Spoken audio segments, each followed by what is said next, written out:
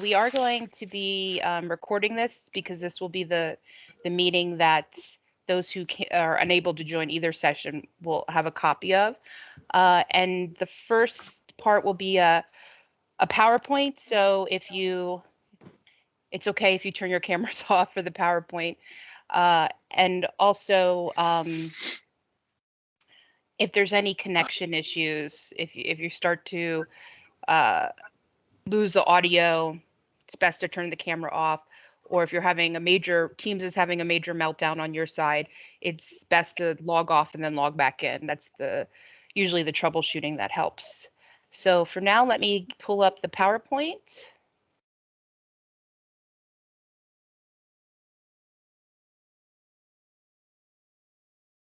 Okay. Everybody able to see the title slide? Okay, great, thank you. And yes, if you're not speaking, please put yourself on mute. This is just the agenda today. It's broken into 4 sections. We welcome introductions, the roles, the tasks, and timeline. We go over a few of the specific criteria for the review process and guidance for that. And then the last slides, if we run out of time, because we really like to have at least 20 minutes for Q&A, the last slide is just the background documents. This PowerPoint is really supposed to be your go-to guide for everything, any questions you may have, timelines, the background reading. It's really your resource guide for the entire review process. So the slides are a little text heavy, but that's for the purposes of this having a dual purpose for the presentation and then also your resource guide. With that, I'd like to introduce our chair of ISDC, Dr. Holger Meinke. He was able to join us this morning. Holger, I think you're on mute.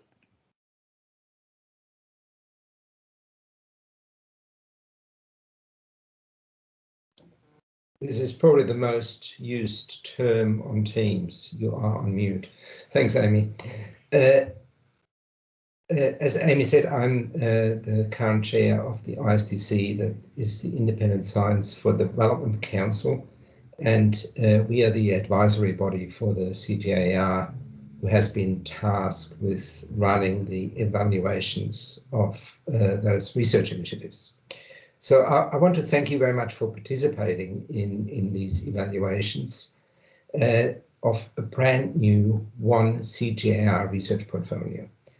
And this is a mission critical task that you will be undertaking on behalf of the funders of one CGIAR. And shortly and through those PowerPoint presentations, you will be hearing more about some of the changes that the CGIAR has undergone over the last couple of years, at least the ones that are relevant for this process. And what I want to do is remind you of your role and responsibility as independent expert reviewers. For one CGIAR to deliver on its stated objectives, the science driving these initiatives must meet very high standards. And ensuring that such high standards are met is really our collective role. It's your role, it's our role as ISDC. And it is also our responsibility to be constructive in our criticism. And this is really important because this evaluation will be different from most other evaluations that you might have conducted in the past. One important point of difference is that it is not a competitive grants program. Each initiative is based on needs and objectives that are articulated in the new research and innovation strategy of one CGIAR. The portfolio of these initiatives has been developed with a clear intent of delivering a cohesive and coherent approach to instigate transformational change in our agricultural and food systems. It's those transformational changes that are needed in order to make a major contribution to particularly SDG 2. In a few weeks, you will also have access to what's called a companion document to those initiatives. And this companion document will outline the logic that sits behind the design of the overall portfolio in much more detail. It means that while the science quality of each of those proposals will vary, each proposal actually forms part of a bigger picture. And while the science might have to be improved, you should also consider the importance of the anticipated outcomes for the other initiatives. And remember that the intent of the investment portfolio is to break down disciplinary and institutional silos that have plagued the CGIAR in the past. This is actually a unique opportunity to capitalize on the intellectual and physical capital that sits within the CGIAR, that the CGIAR has built up over the last 50 years. It is also a once-in-a-generation opportunity for one CGIAR to overcome the unintentional silos that it has created through the old central structure. So I urge you to remember the intent of this program as you conduct your reviews. Your judgment will be critically important for the future of the organization and most likely for the world's agricultural and food systems. So this is enough for me. You see the team on your screen. Some of you will interact very closely with some of us. This induction session is really prepared for you in order to get a better understanding and ask the questions that you need to ask in order to do this task justice. I'm very much looking forward working with you, and thanks again for your interest and for your support. And I hope you got a bit of a sense of the gravity of what we're actually trying to achieve here. With that, Amy, over to you guys and to the presentation. Thank you, Thanks. Holger. The next slide really looks at the snapshot of reviewers for this round of 19 proposals. Many of you were in the SME process and had applied to the position. Some were former SMEs to be used for evaluation work. But overall, for these 19 proposals, we have 43 subject matter experts, and including the 9 current ISDC members, there's a total of 52 reviewers for these 19 proposals. Of that total, 40% are female, which we're very proud that we reached the 40% mark for that. And then the reviewers are located across the world. One of our goals was really to have a diverse team of reviewers for these proposals. And it's a mix of social and biophysical sciences.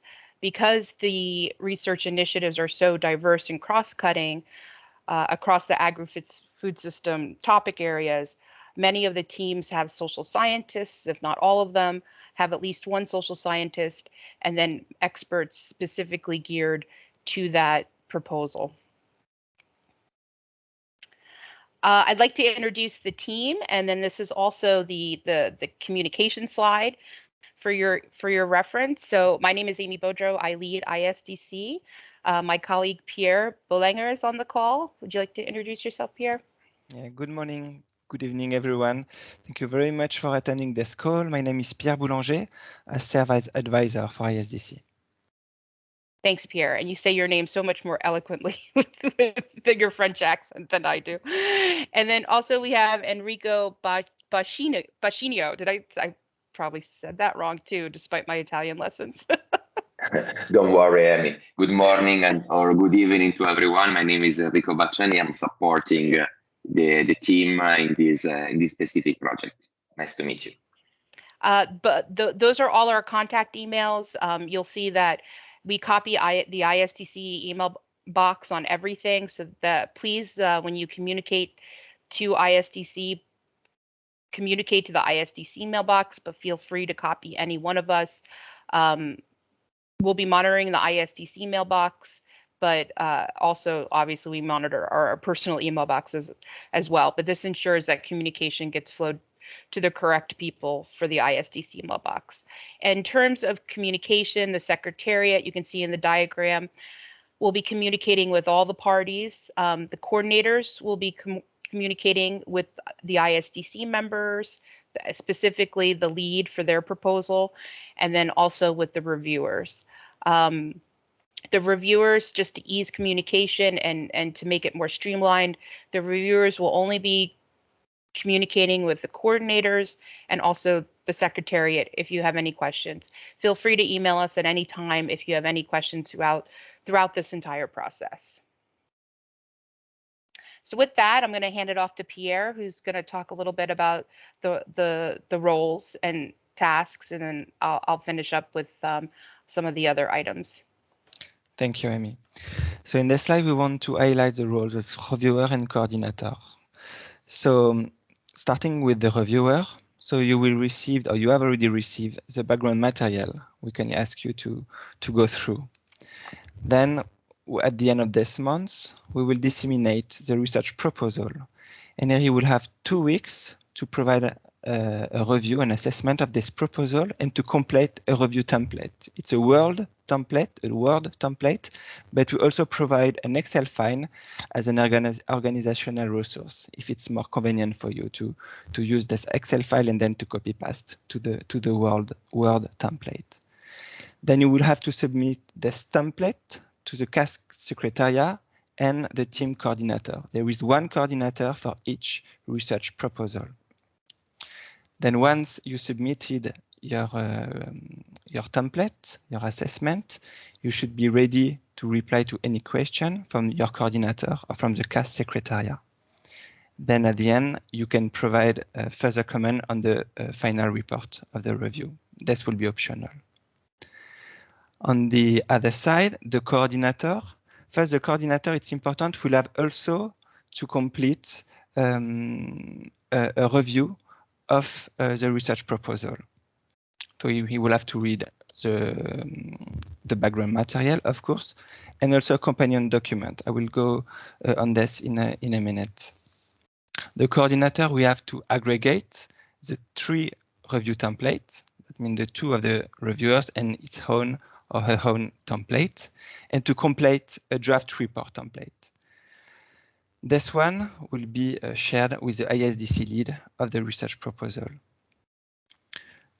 He will be in charge of communicating with the ISDC lead, and if needed, to build a consensus when there will be divergences in the research review templates. Then the companion document, it will be disseminated in early October. So as Auger mentioned in the introduction, the aim of this document is to ensure the cohesion of the research proposal with the research portfolio of CGIAR, which putting into practice the new research and innovation strategy of CGIAR. So it will be a document of about 10-15 pages. And in the template you will have to submit to the ISD lead, there will be a question on the specific cohesion issue of the research proposal. In terms of timeline, so we expect to disseminate the research proposal. We will receive at the end of September, and we will share with you at the last day of September or the 1st of October. And then we will have 15 days, 2 weeks, to complete the research proposal assessment template, this review, and to submit it in a Word version to your coordinator. So between 19 and 21 of October, the reviewer should be available to any question the coordinator may have on he or her review. And then until the end of the process, mid-November, the reviewer should be available for any remaining question from the coordinator. The coordinator and also ISDC lead. So the coordinator also the first 2 weeks of October, will have to complete his review or her review in a Word format. Then he will have to aggregate the different review he received and to complete the report template draft by the end of October. and to share it with the ISDC lead. At the end of October, ISDC lead will receive this review template, aggregating the 3 reviews. And in consultation with the coordinator, he will work on the draft report. We expect that by November 11, there will be a conclusion of this report together by the coordinator and the ISDC lead. And then by mid-November, ISDC members will review and will report all the template and all the reviews that has been received. The deadline is by November 17, all the final report should be concluded and submitted. If there is any question, please feel free to raise your hand. We wanted to take a break just because this was a lot of information regarding what the duties are and then also the timeline. So if you have any questions, please raise your hand or just you can turn your mute off and speak up. Are there any questions? A few months ago, we shared with you the scope of work for the reviewer. So the timing has slightly changes, but the overall timeline and task remain the same. Sylvie? Hi, good morning, everyone. I was just wondering, on the coordinator timeline, there is this paragraph you didn't comment upon that says assess whether a revision template is needed. Can you give some clarification? What are the sort of things that we might have to ask to reviewers? I don't know. Sure. If there's anything, if you receive a template back that there's just something that's not clear, you need more clarity on a specific part, if something's not completely filled out.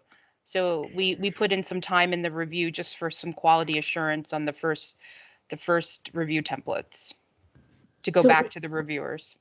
When you say revision, it mainly means asking questions to reviewer and making sure you get clarifications, or does it mean you might ask them to redo the thing because they didn't answer the right questions or something like that? Yes, I mean it can be a scale. It can be a scale of issues. We'll have to see what happens, but it's basically if there's any corrections that need to be made in the template or clarifying questions, it gives time for not only the coordinator but also the secretariat to go back to the reviewers and ask for revisions to the template. Thanks. Maybe importantly, the 17 criteria as a result of a co-design process that lasted several months and involved the CGIAR system organization, ISDC, all science director of CGIAR. So it's not to change the criteria. The criteria are the result of this co-design process. So it's more the content and the way you apprehend the criteria. I see another hand up. Arwa? Yes. Hello, everyone. I'm Naila Sadiq, and I just want to ask that while reviewing that proposal, can we have some meetings on Zoom or like this with the coordinator? So if we have some confusion or some clarification, and we can talk to him or her. Yes. So it's up to the coordinator to, if there's meetings necessary, the coordinator can institute those meetings. If email is appropriate, the CAS Secretariat will not micromanage that process. Whatever process the coordinator wants to develop for that is doable. All right. And when we will be assigned with the coordinator, when we will get information about the coordinator, so that we can communicate with the coordinator accordingly. After Thursday. So after the induction period, we'll send the final PowerPoint and then also the coordinator. We do want the initial review, so that first 2-week period, we'd like it to be still anonymous among the team, so only the coordinator would know who the review teams are. But then after that, the review teams can know who the additional reviewers were as well. Okay, that's great. Thank you. Let's see. Arwa had her hand up.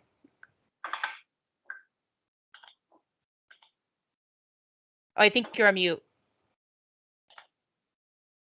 Still on mute. Sorry. Thank you very much.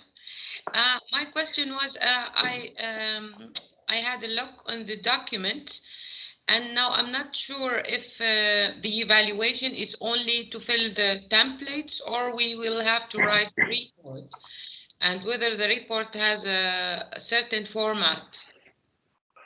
It's just the template, and we'll actually go more into detail after this Q&A section. So hopefully that will answer any questions regarding the template. If there are other questions regarding the template. Let's see. Daniel? I think Nyla is first. Or Nyla, did you ask your question already? If you can put your hand down. Oh, okay, sorry. It might be a legacy hand. Yeah, it's a legacy. So the question is, it was mentioned that the process is not competitive. So I'd like to know a little bit more about how is that we've got to this point, that we've got these proposals, or you've got these proposals. Has this been, how it helps me understand a little bit of the process. So has that been designed by groups or by the CG or by you guys, or have these people been tapping the shoulder to produce a proposal? Sure, I can give you a brief background. Thank you. So the new CGIAR is going through a major transformation currently. With that, there was a new research and innovation strategy that outlines 5 impact areas and 3 action areas. And that's really the guiding document for these new initiatives. And from there were initiative design teams developed. And that included some system council members, which are funders of the CG system. That included current scientists, and then also some external partners. And those started back in, I want to say, early spring of this year. And it was really emphasized to be a co-design process, not only for the topic areas of what will be 32 new initiatives, but also the actual proposal writing process. So that's basically how it developed, that these 32 initiative topics and where they come from and how they were designed. So it's been an ongoing process, very much participatory from various stakeholders within the CGIAR system. And it's not competitive in the sense that it's not that some will receive funding and some won't. This is really a quality assurance process that ISDC is leading. So ISDC has been very separated. It's an external advisory body, and it has not been involved in the proposal writing process at all because of the conflict of interest that would have. So ISDC's role is really, and the reviewers, is to review these proposals and to highlight and identify where they can be improved. And all the reporting goes to then the System Council, which is the funders of the CGIAR system. And from these reviews, they'll make their decisions on funding. Holger, I don't know if you're still here, if you wanted to add anything to that question. No, I think you've answered that quite comprehensively. It is important to remember that these initiatives will all link back to the research and innovation strategy. So they all have their roots in there. And I think people will be quite interested in reading the companion document that will come around that actually explains a lot of the logic that sits behind it. That might answer most of those questions. Mm-hmm. And although we're only requesting the coordinators to review the companion document, It will be public, and we can disseminate it to the reviewers as well if you'd like to read it. It's just because of the timing, it wasn't, we couldn't ask reviewers to do it because it's not coming till later in October. And it would certainly be worthwhile for people to have a look at the research and innovation strategy to understand the background to those initiatives. Yes, and that was included in your reading material.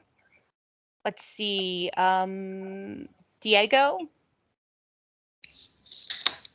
Yeah, a very practical question. I wrote down, you need 3 days standby time. Can you elaborate a little bit?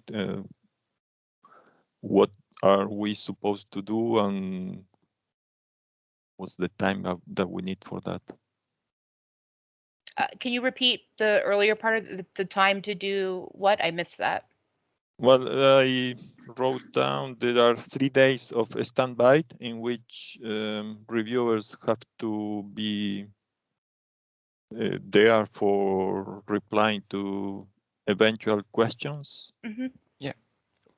Yes, Once you submit, sorry. No, go ahead, Pierre.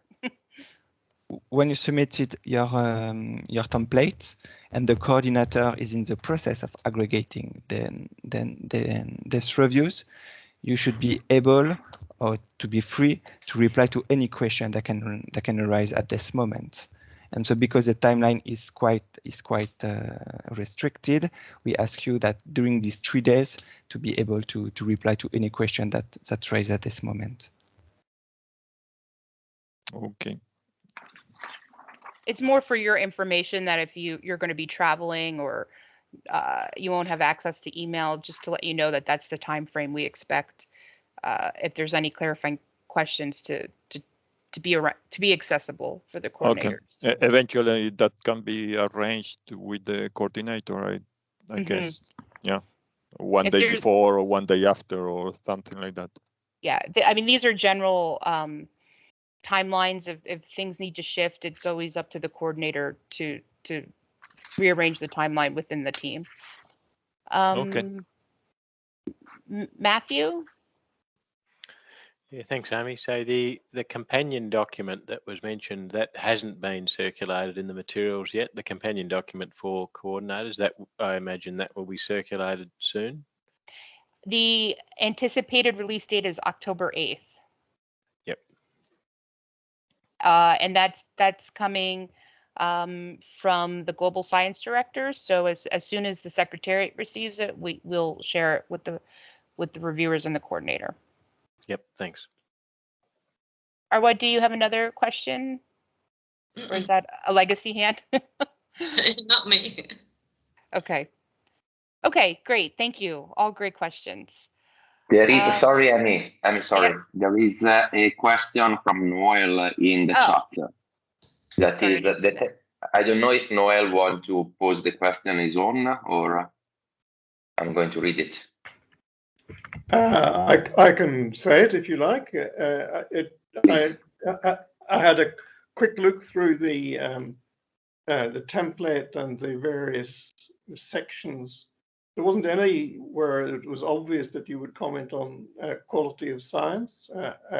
How do you envisage that will be incorporated into the assessment? The quality of science is in one of the criteria, the 17 criteria. Which one? I believe it's, don't have it in front of me. Well, one is clearly defined research problem that addresses impact areas, high priority target geographies, and then is well informed by previous findings and evaluations. That would be quality of science. The second one is evidence that the initiative is demand driven. Let's see. There's 5 out of the 17. The credibility. So really, any of them that have, let's go through so we'll go through the 2 templates, and this may answer your question more. So If I may just add an element, the 17 criteria are the result of the quality of research for development framework. So at the end of the day, the 17 criteria include this quality of science component, which are the relevancy, scientific credibility, legitimacy, and effectiveness.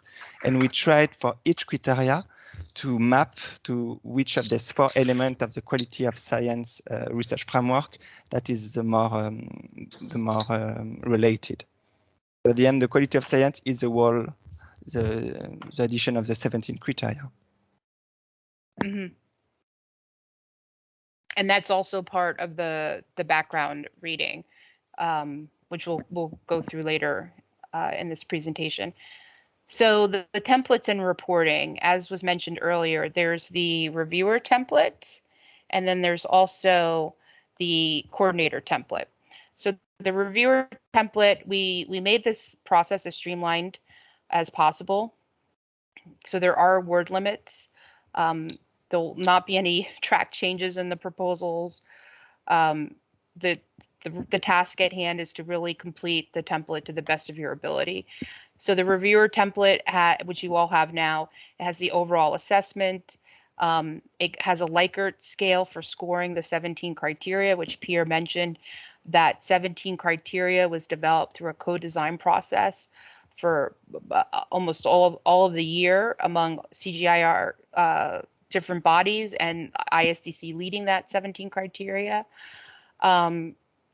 Just to note that criteria 8 and part of criteria 13 are not applicable for scoring. This is just a note. It's highlighted in the document, in the template, with footnotes that explain why. So criteria 8 was about ethics, and part of criteria 13 about the governance will not be scored, and that's explained in the template. The other sections are the 2 proposal sections of greatest strengths, and then 2 proposal sections in need of most improvements. The coordinator template goes more into depth, and this is what will end up being the consensus report of the 3 reviews. This gives us a review summary and actionable recommendation, limited to 200 words, overall strengths, limit to 3 strengths, and again, the weaknesses. There are some comments in that coordinator section to give clarifying information regarding that. There's areas of divergence among the review team and the ISDC resolution. If this isn't applicable, that won't be completed. The question regarding the companion document asks about whether does the initiative align with the cohesion of the portfolio, and that's specific toward that individual proposal that the coordinator led. And then looking at the criteria that's scored below a 0 and a 1. So on the 4-point scale, using 0 to 3, the criteria that the aggregate criteria among the 3 reviews that scored a 0 or 1, we'd like to be highlighted, and then also a comment section on how those can be improved. So those would be highlighted in the review. These are just screenshots of the review template, so you can see how we've developed that each of the criteria is listed. We give guidance on where you can find it in the proposal. It also is matched with the QR4D element. So this goes back to, as well as what Pierre mentioned about whether it's related to effectiveness, legitimacy, relevance, credibility, which goes back to the quality of science question as well. So the quality of science is assessed throughout the 17 criteria in different criterion. This is a snapshot of the coordinator template. Again, you can see the text boxes. We've given the diagram of the Likert scoring as well, just as a refresher, because this will be going. This is the report that will, part of the report that will be going out externally. And these are all final, so we're not, the criteria, We did test the criteria, and it was adapted from 2 proposal drafts. So it has been somewhat piloted to the best of our ability to ensure that the criteria actually fits for purpose for this review process. So going back to the criteria a little bit more, this honeycomb figure shows you the 17 criteria. The 8 and the 13 are the ones, again, that have footnotes, just to highlight them, that they have footnotes regarding the scoring. You can see the 4, the yellow arrows at the top are the 4 elements which are in the QR Quality of Research for Development framework. And then how partnerships really apply to many of the criteria. And when you go through there's two main documents in the background material that describe these. It's the Quality of Research for Development framework, and then also there's a companion brief that goes into the entire process on how ISDC operationalized the QR4D specifically for proposal reviews. This slide also, this is actually taken directly from that companion document. So it gives you how to think about the Likert scoring. So 3 would be the best, 2 good but needs improvement, 1 improvements needed, and 0 there's no evidence, and the criteria significant changes are needed.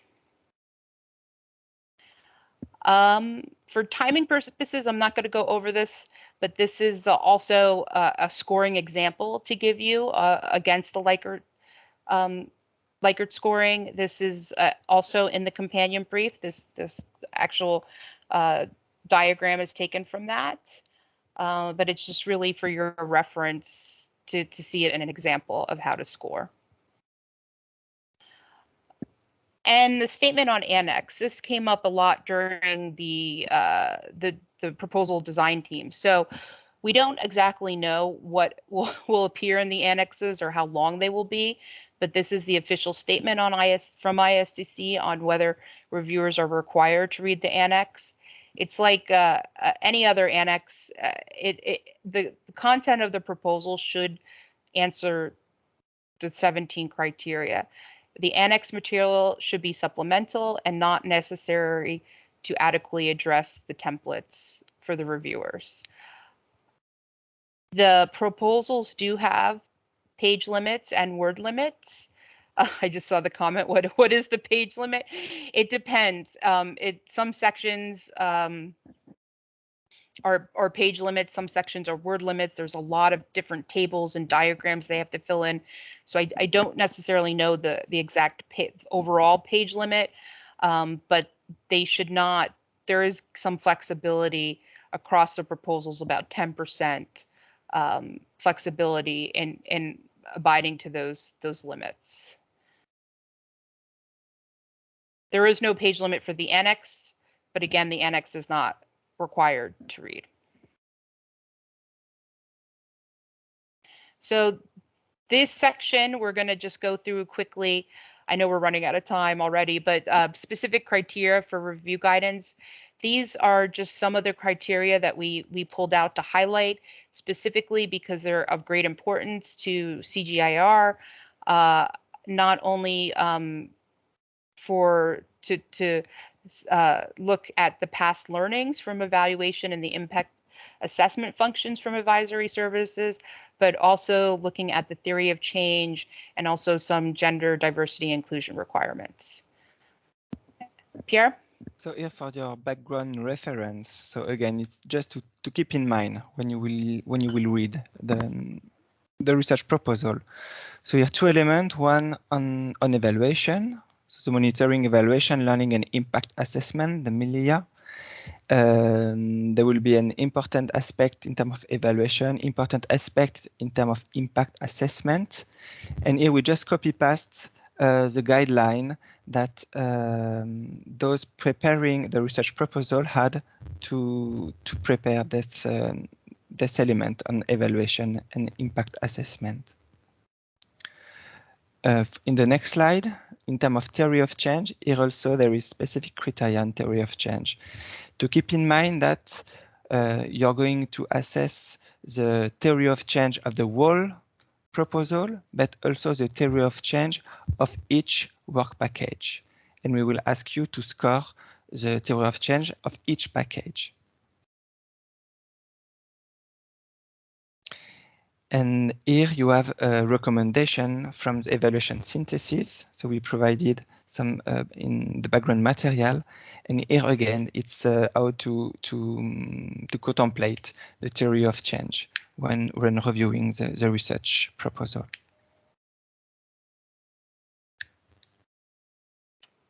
This is from the evaluation synthesis. Part of the background reading that we gave you was 3 briefs from that came from the synthesis evaluation document that looked at 40 plus evaluations that the CGIAR system has done externally. And this just shows you some of the recommendations that were mapped against the QR for D criteria. Just to give you an example of and things to think about when you are reviewing the evaluation and the impact assessment sections. Again, this is in the background material, but it's divided into action areas. So specifically looking at recommendations that came from evaluation and then how that could be applied into the proposals. And this is for the action area 3, which is genetic innovation, some of the findings from the evaluation, and then the recommendations and an example. Again, this is just for your own reference and background and understanding as you start to read these proposals, what to look for. This was, these 2 slides were developed by our impact assessment colleagues within Advisory Services Secretariat. This was the guidance. Because of the diversity among the reviewers, many may not be familiar with impact assessment or evaluation, which is another reason why we included these slides.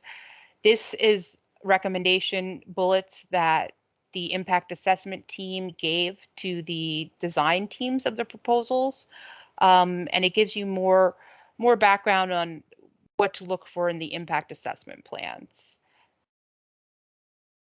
And for the purposes of time, I won't go through all of them, but it really outlines questions to think about, and also that initiatives should include impact assessment from the start as integral part of the research process. That's a really key element. Also with the theory of change, we anticipate the theory of change diagrams to be great, for not only for the overall project, but also for the different the nested ones that come along with it. But the real finding from a lot of the evaluation work is that the theory of change needs to be adapted, it needs to be in learning, it needs to be throughout the life cycle of the project. And there has to be evidence of that in the proposals, that it's not just here's the theory of change, but it's actually going to be used throughout the life cycle of the research. This is also the additional slide on impact assessment for your guidance.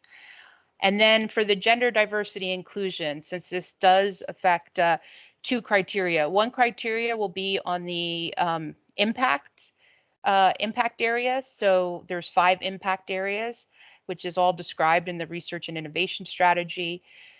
One of the criteria addresses that for the GDI of the actual research. And then there's one for more of the management section.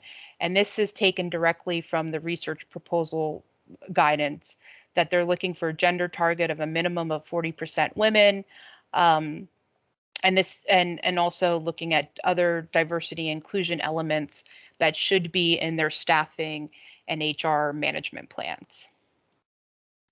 So with that, I just want to go really quickly. These are the links. You all received the PDFs, but this is the quality of research for development readings, the actual framework, the companion brief, the research and innovation strategy, and then the 3 evaluation recommendation briefs by action area that were just, some of them were described in this PowerPoint. Granted, there's a lot more information on the CAS Advisory Services Secretariat website. I invite you to go and explore, but knowing that your time is limited, we didn't want to overwhelm you with too much background material, just enough to provide you the information necessary to do the reviews. Holger, I saw your hand up. Yeah, Amy, just a quick comment. Daniel asked a very important question in the chat that I answered, and which is something we should have addressed earlier. The question was that there is no criteria for co-investment.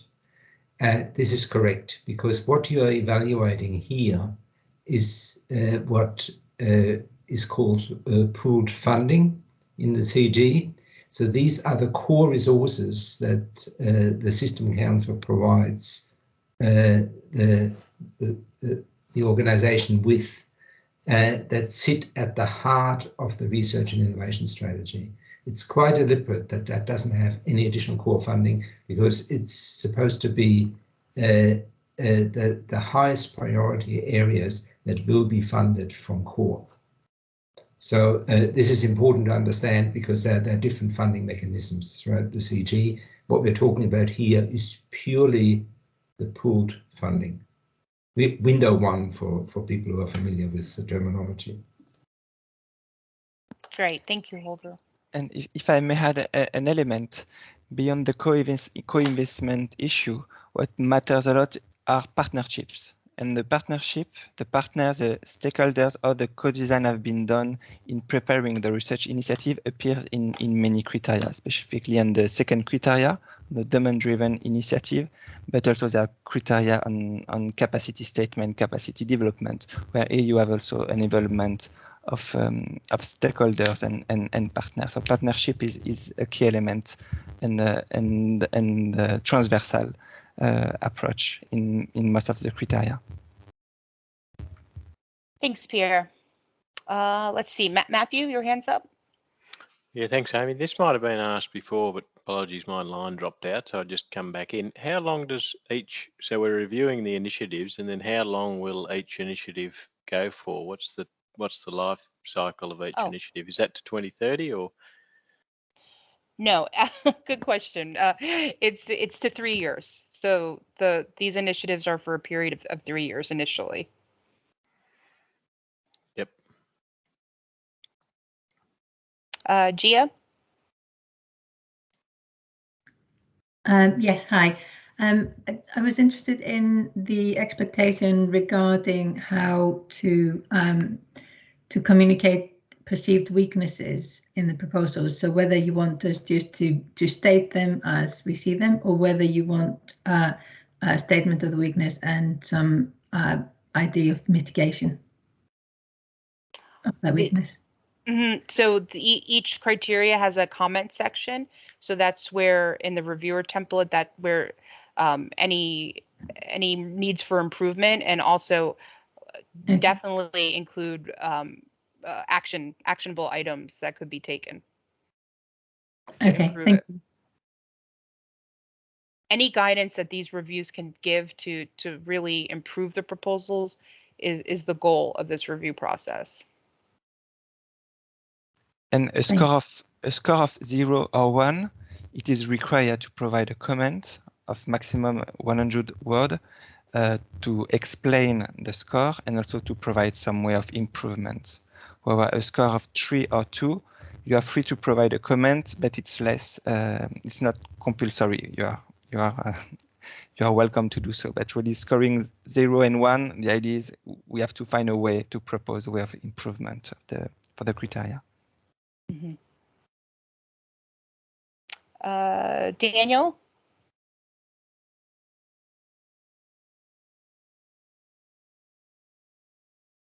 No question? That was a...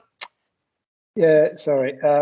No, I was surprised. Yeah, now I realize 2022 to 2024, and that is associated to a very big budget. And so at least the one I've got here is from 40 to 60 million to be spent over 3 years. And it is it is challenging, I guess, for these people to obtain a impact in 3 years and having to spend $60 million. Yeah, interesting. And I'd like to note too that the budgets, so the dashboard that we gave you the link to online, the budgets may change in the proposals. Okay, thank you. Holger? If I could just add to that, Amy, whilst the initiatives are designed for a 3-year period, there is a recognition that impacts can take longer. What is probably just as important as looking at impacts that can be achieved within the time frame of the proposals is that the impact pathways are logical, convincing, and for a funder provide an acceptable explanation for why this is actually a good investment. Because ultimately the funders have to go back to their political masters and argue the case. So if there are really convincing impact pathways, then this needs to be highlighted. If the impact pathways are deficient, that needs to be highlighted as well.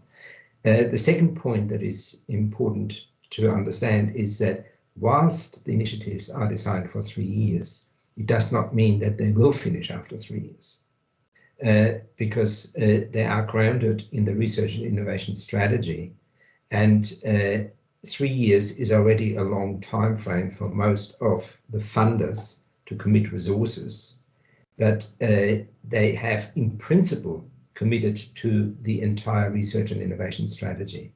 It's just the modalities are such that we cannot commit any resources for a longer period than that. But there is clearly an expectation that some of the work will continue and there will be another round. So it's important to understand some of those modalities and some of those constraints. Thanks, Holger.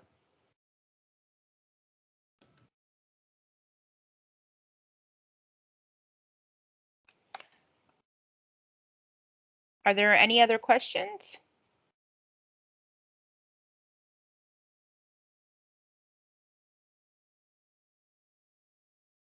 Matthew? Yeah, just following on from what Holger said, and again, this might have been mentioned before.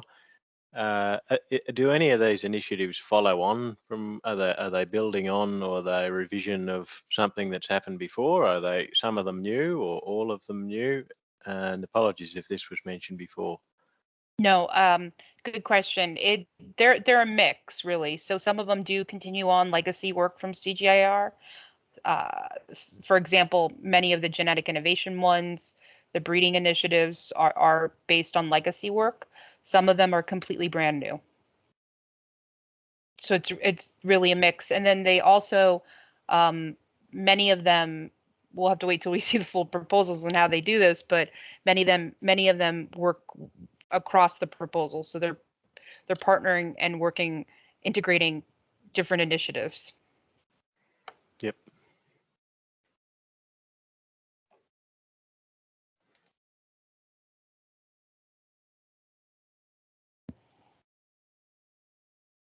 Well, thank you for all the great questions. We will circulate after Thursday's induction. We will circulate the question and answers in a document so everyone can have them from both sessions to help clarify any points that may have not been presented. With that, I'm shocked that we're actually at 2 minutes to spare. So if there are any other questions, feel free to ask. If not, always email the ISDC email box. For those of you, just a quick administrative update. For the honorarium payments, there's different modes of payment across the subject matter experts. So if you're waiting for a task order, those have been submitted, or a framework agreement comes first, then a task order, you'll be getting automated emails for your signature through a different office, just administrative work for payment reasons of the honorarium. So just keep an eye on that to click. I believe you just click it for your signature. Nelia? Okay, thank you very much for the good explanation. I just have one question that because we received the background material last night, and we will go through it, and then we have further question. Then we will ask you in the next meeting, which would be, I think, in 23rd. So 23rd meeting would be the continuation of this. That would be the separate for further clarification or something else. The 23rd meeting is basically the same induction that we're doing now. It's just because we're working with so many time zones, we offered one session in the morning Central European time, and then one in the late afternoon for those in the Americas. So we can also join that session, that if we have some question after reading the background, and we can ask them. Yes, yes, or you can email us questions as well. Okay, because we have not yet gone through on the background material, so we are not in a state that we can ask so many questions. We are not yet clear about the template and like this. Once we will go through it, and then we would be able to, if we have some confusion or some questions and clarification, we can ask. Sure, sure. Yeah, definitely email your questions to ISDC. Yes. Any questions we'll also include in the FAQ from these inductions. That's great. And is there any video or any explanation video like this that which can explain that if this is the template, this is the some sort of you can say dummy project, and you can evaluate like this if this project have this, and you can add like this. Is there any video which can define the filling of that template or anything else? I don't quite understand the question. I am saying that is there any video for clarification how to fill in the template, the review template? We have template with us. So is there any, you can say exemplary, just a video which can guide us that this is the, this point, this column, you need to fill it like this, this, and this? No, it's pretty, once you go through it, I think it's pretty explanatory. It just, Right. it gives you the scoring and then an area for comments, and then there's instructions at the top. Okay. But again, after you review it, if you have any questions, please let us know. Okay, that's great. Okay. Thank you. Let's see, Arwa? Oh, I think you're on mute. And so it is either or. I understood that we still have the Thursday session, or it's for other area experts. No, it's the same session. So if you Okay. attended this one, you don't need to attend that one. It will be the same PowerPoint. It's just for different time zones. Okay. And Thank we'll you also very share the recording from today with everyone. Perfect. Thank you very much.